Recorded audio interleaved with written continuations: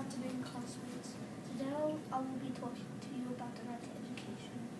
In Australia, education is really high, so I don't really see much people paying for money to at least go to a school for education.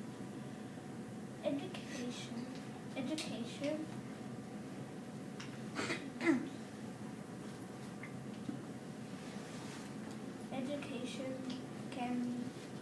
means that even if you're rich or poor, you should be able to get the right amount of education that everybody else in the world gets, instead of just lying on the streets doing nothing except, just doing nothing.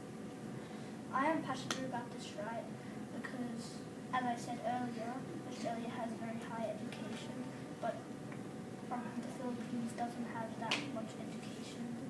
So that's why I am passionate about that right. All children should be able to have all children should have equal amounts of education, even if they can't afford it. The government should be able to build schools near, even if it takes a long drive, they still should be able to have the right education that they can afford. In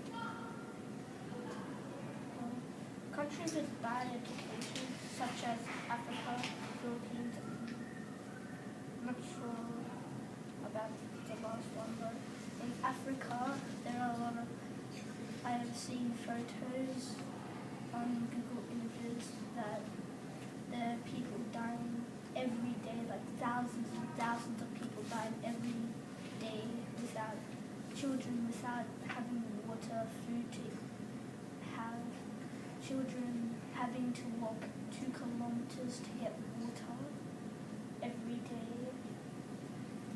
And in the Philippines, people begging for money, people lying around all day not having anything to do, just helping their families to do work around the house.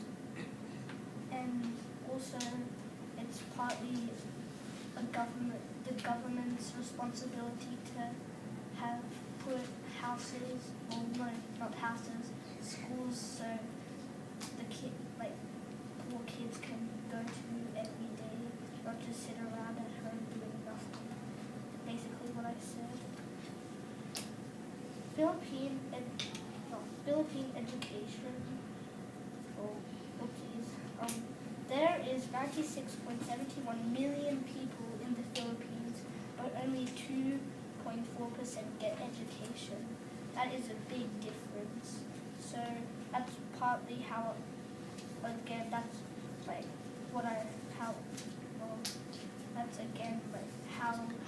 how I got passionate about this right, because 2.4 is a big difference between 96.71 million, so I was kind of surprised about that.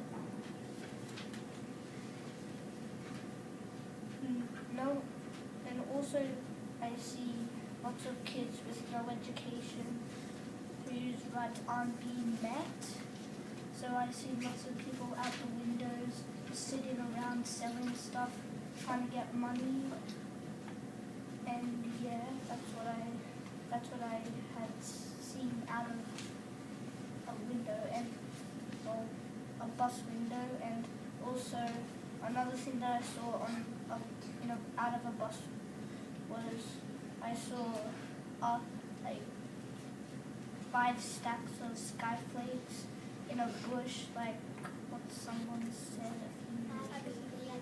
Abby, yeah, I saw a bush that had 5 stacks of skyflakes. I was thinking, why would they be there?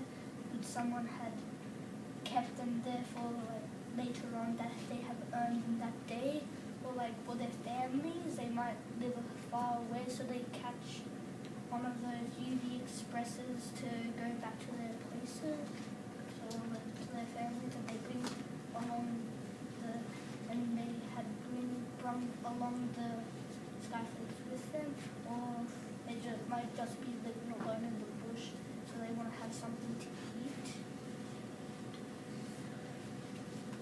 2/3 of 880 million illiterate adults are mainly women that can't, because illiterate means can't read or write, so the women in lots of countries, they find it really difficult to live life, because if you can't read or write, then basically you can't do anything.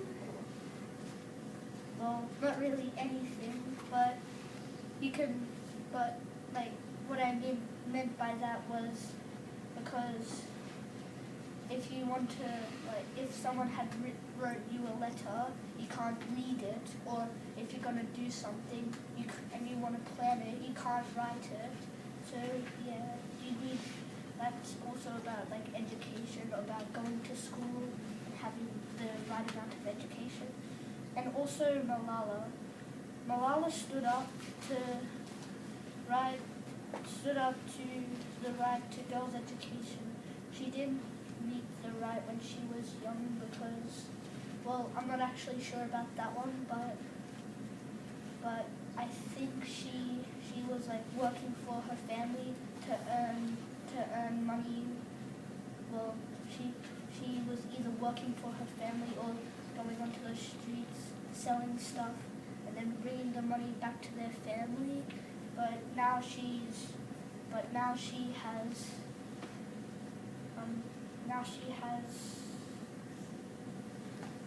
been fighting all around the, well, not all around the world, but like in poorer countries for women's education.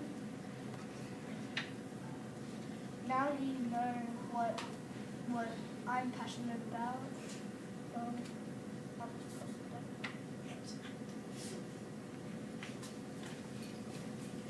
My responsibilities are to study hard, do lots of homework, connect on ideas, build up strategies, and that's about it. Thank you.